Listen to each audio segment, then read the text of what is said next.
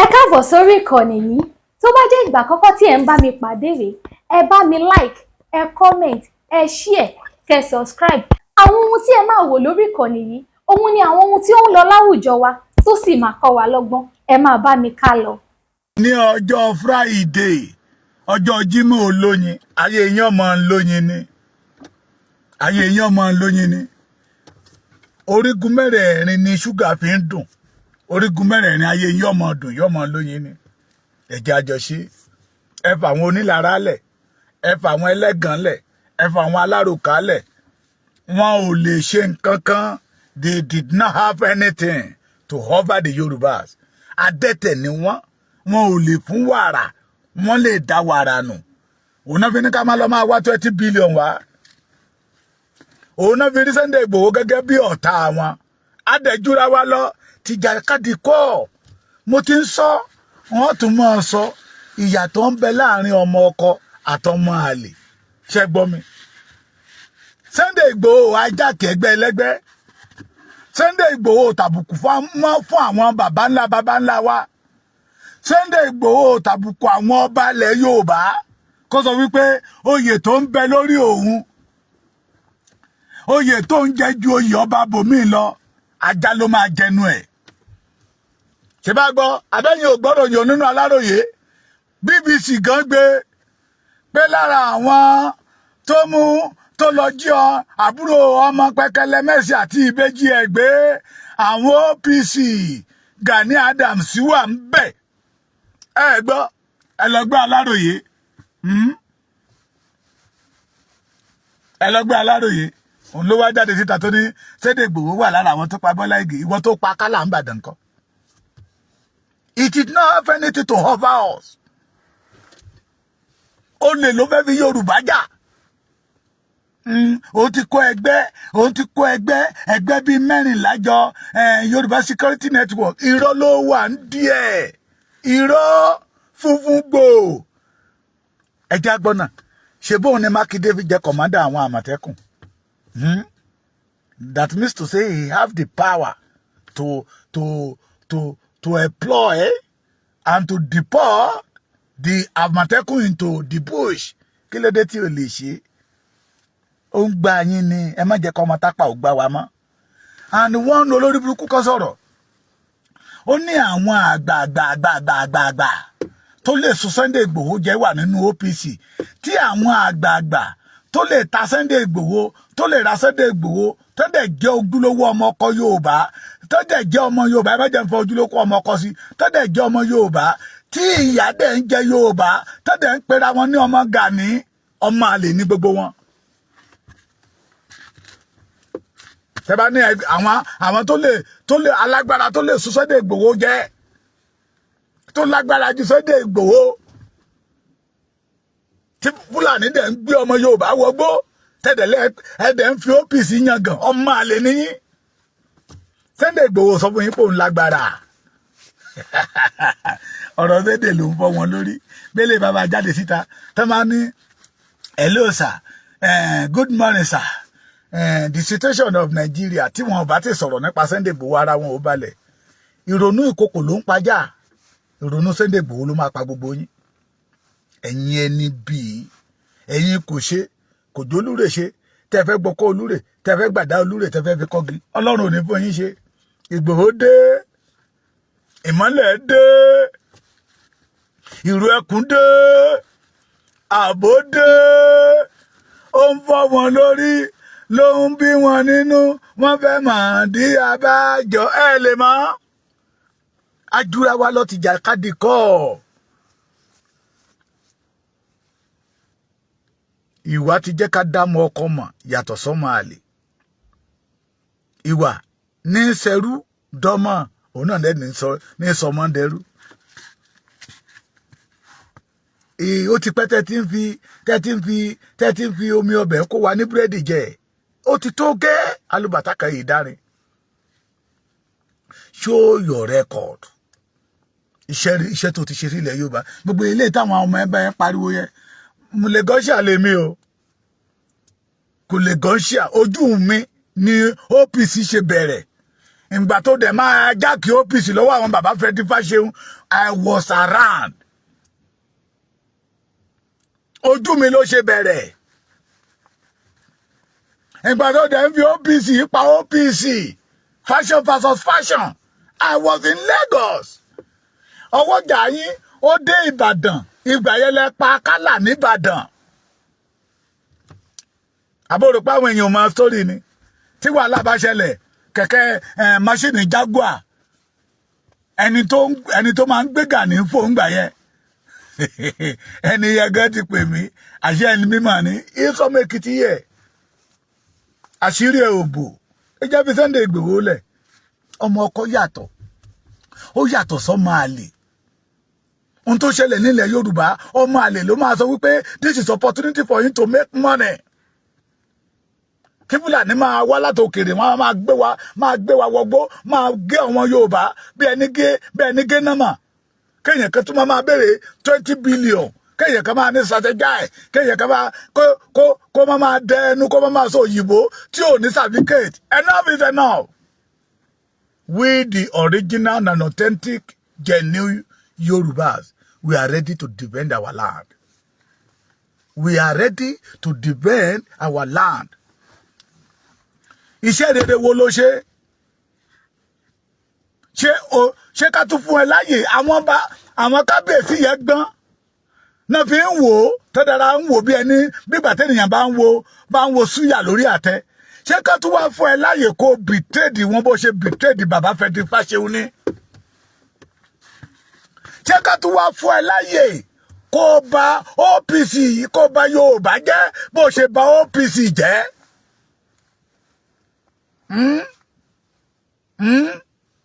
Ṣé ká tún wá fún ẹ láyè Arigidi Àkókò tó ń kílẹ̀mù pé ìlú ẹni nígbà ayé TB Joshua ìbọn àtogun ló máa ń kó lọ́bẹ̀?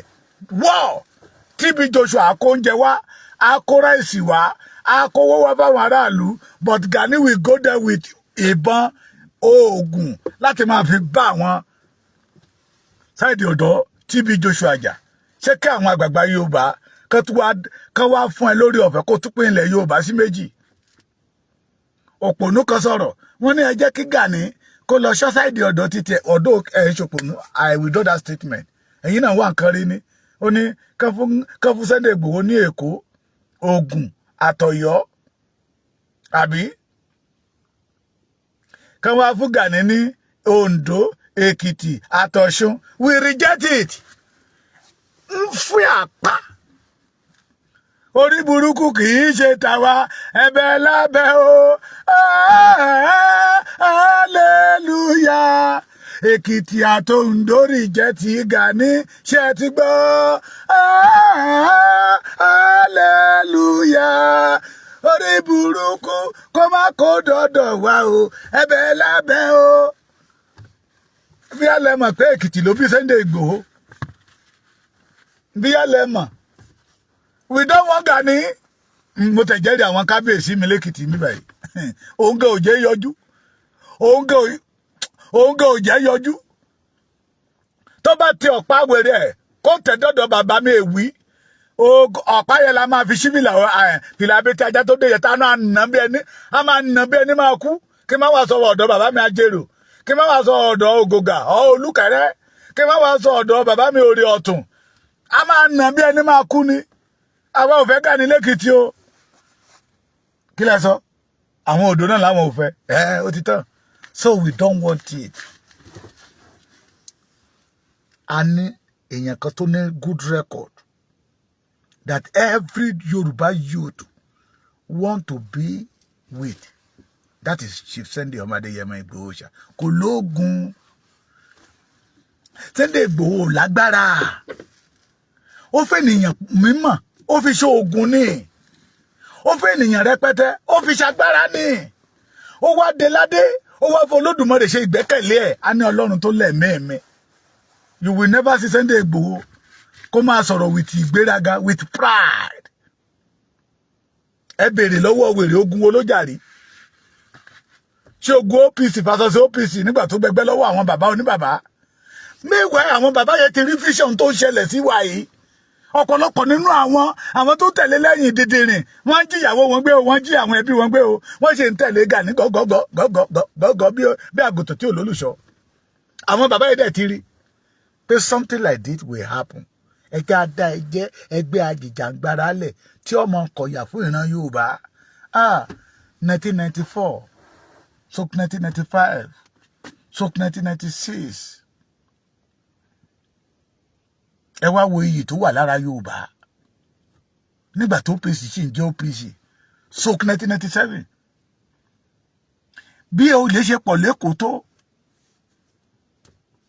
wọ́n dá fáwọn if OPC catch you. Ọmọ Yorùbá gan ògbẹ́dọ̀ máa lọ kó tẹ̀ láṣọ mọ́lẹ̀ ó dáràn. Ṣùgbọ́n gẹ́rẹ́ tá a gbọ́mọ tápà láàyè tọmọ tápà fọ́ ẹgbẹ́ sí méjì, ògo OPC sọnù. Wọ́n ṣe ìwádìí níwọ̀n tí rí. Mo tún fi àkókò irọ́ ẹ̀yin bàbá wa tẹ́ wà ní New Era, tẹ́ wà ní Reform, àtẹ̀yin bàbá wa tẹ́ wà ní OPC bàbá Frederick Fáṣẹ̀hùn. Ẹ tú létò. Ẹ má jẹ́ kí ọmọ àtọ̀húnrìn wá kó dalẹ̀ irú. Torí ìran onílé ní máa tẹ̀ jẹ́jẹ́, ní ìran àjòjì a máa tẹ̀lẹ̀ gìrìgìrì o. Torí aṣọ aláṣọ ìlòkulò là ń lò ó. Owó tá a bá ṣiṣẹ́ fún ìnákúnà la máa ń ná o. Ẹ má jẹ́ kọ́ máa lè ó balẹ̀ yìí jẹ́ o.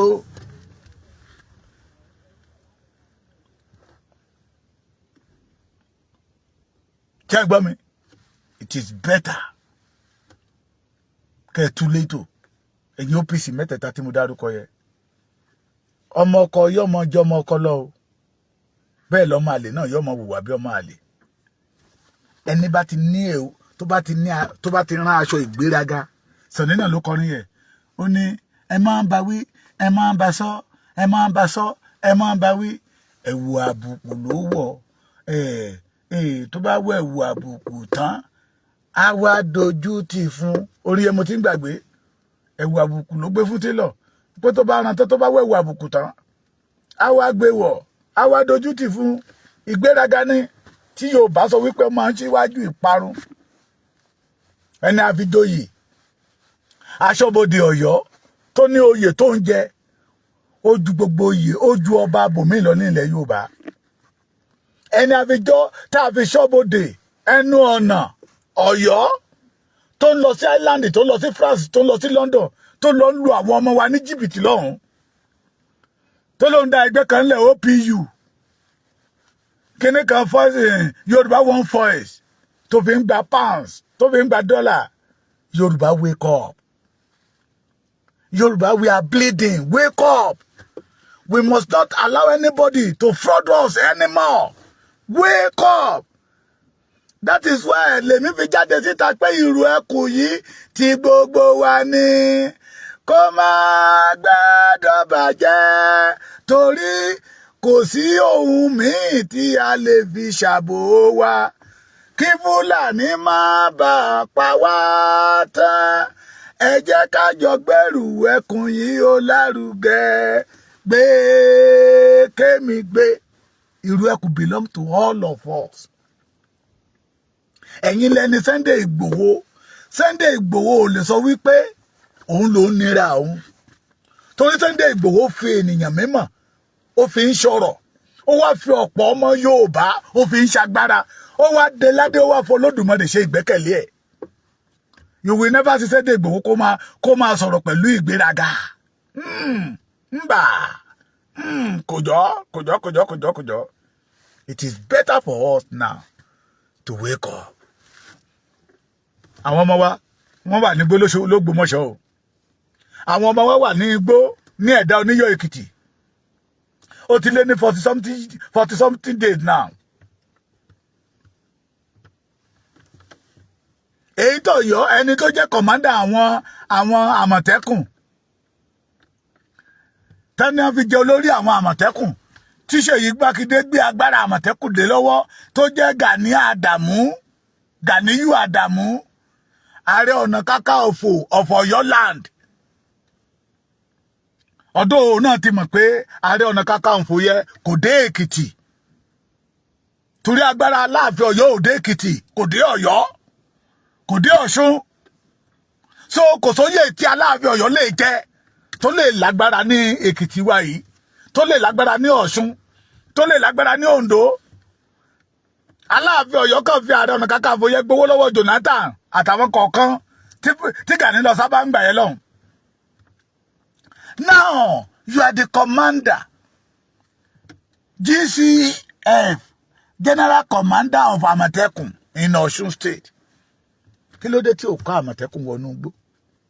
Kí ló dé tí ó kó àwọn ọmọ OPC wọnú Àmọ̀tẹ́kùn kan wọnú igbó lọ? Àwọn ọmọ ọlọ́mọ tó ṣe jáde yunifásitì tó ṣe jáde poli náà kó aṣọ Àmọ̀tẹ́kùn lé lọ́wọ́ tó bá ti gbé okó ìbọn dání báyìí lẹ ṣe máa fà á. Ní Fúlàní wá ń pa wọ́n bí ẹni pẹran. Olórin yẹ kan náà ní bàbá rà ní ó ní má ṣe jẹ́ kán tàn ẹ́ jẹ o má ṣe jẹ́ kán tàn ẹ́ jẹ má ṣe jẹ́ kí àwọn àjòjì ó tàn wá jẹ mọ́. Àwọn tó pera wọn ní ọmọ Yorùbá yìí àwọn tápà lè ń pè yìí àwọn ló ń pera wọn ní Fúlàní Yorùbá Fúlàní Yorùbá náà ń pera wọn ẹ gbọ́ nínú àṣà wa ṣé ẹgbẹ́ ẹ̀yà kan ní Fúlàní Yorùbá wà ń bẹ̀. Tá bá dárúkọ Ẹ̀gbá máa ní Ṣàbí gbogbo Àkàlà tá bá ń wí Yewa a máa gbọ́ Ìjẹ̀bú a máa gbọ́ Ìrẹ́mọ àbí bẹ́ẹ̀ kọ́ àwọn Àwórì a máa gbọ́ Àwórì àwa méjìlá Àwórì ló lè kó àwọn Ìkòròdú wà ń bẹ̀ o Ọ̀yọ́ Ayọ́mọ́lẹ̀ àwọn Ìbàdàn Olúyọ̀lé wọ́n wà ń bẹ̀ o Ògbómọ̀ṣọ́ wà ń bẹ̀ o Ìjẹ̀ṣà ọwọ́ Òbòkun ọmọ Ògèdèngbé agbógungbòrò àti gbogbo lójú ogun ọwọ́ ìwá ni oyè yìí kan Ìjẹ̀ṣà ní èrè àbí Ìjẹ̀ṣà ní ọká àwọn Ìlàjẹ ń bẹ́ńbẹ́ àwọn Ìkálẹ̀ àwọn Àkókó àwọn Oǹdó Ẹ̀gí Èkìtì ń bẹ́ńbẹ́ Ifẹ̀ ń bẹ́ńbẹ́ Ìgbómìnà ń bẹ́ńbẹ́ Ọ̀kà ń bẹ́ńbẹ́ Àkókó ń bẹ́ńbẹ́ wọ́n pọ̀ rẹpẹtẹ. There is nothing like a Fulani Yorùbá in our culture. Àwọn ọmọ tápà ìlú kó wọn wéde o wọ́n dé àwa ń fi wọ́n sípò. It is better we are extraordinary careful now. Let us support what belongs to us to be able to conquer the Fulanis. Ṣé gbọ́ mi? Inú mi dùn pé àwọn àgbààgbà ilẹ̀ Yorùbá náà ti mọ̀ pé lílọ là ń lọ pẹ̀lú tó ń ṣẹlẹ̀ yìí pé if you continue like this iní tèrè èjì tèrè lọ́jà fi ń tù àwọn ará bíbẹ̀ máa pa ìran Yorùbá tán ṣùgbọ́n ẹ jẹ́ ká kọ́kọ́ mú ààbò wa lọ́kùnkúndùn. Mo ti tún sọ again if you know that you are a real genuine ṣé gbọ́ mi tó bá mọ̀ pé ojúlówó ọmọ ọkọ Yorùbá ni ẹ́ tó o dẹ̀ fẹ́ kí ìran rẹ kó dohun àmúpìtàn lọ́wọ́ àwọn Fúlàní. Let us do this thing together. Join the ìlú ẹkùn. Kò ná ẹ lówó o. Béèyàn kan bá ní kó mówó wá. Onítàn fẹ́ gba ẹ ni. Ìlú ẹkùn ta fọ́ọ̀mù. Ìlú ẹkùn dẹ̀ ní ẹ lọ mówó mọ́tò wá. Ṣé gbọ́ mi? Let us do it together. Let us join hands together and secure our land.